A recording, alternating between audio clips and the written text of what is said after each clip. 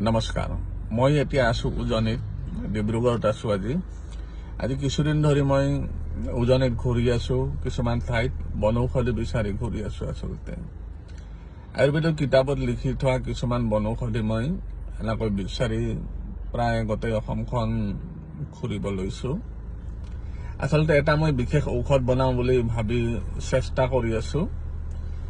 ঔষধবিধ যিসকল মানুহৰ মূৰত চুলি নোহোৱা হৈ গৈছে, টকলা হৈ গৈছে, তেওঁলোকৰ কামত আহিব। সেই উদ্দেশ্যে মই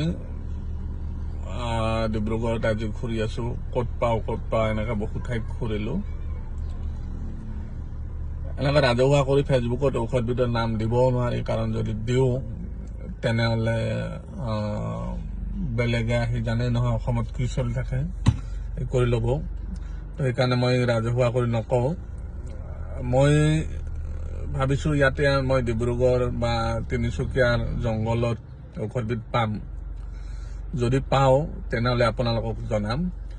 আৰু এই ঔষধবিধ যদি পাওঁ মই, তেনেহ'লে টকলা মানুহৰ মূৰত চুলি অনাটো সম্ভৱ হৈ পৰিব।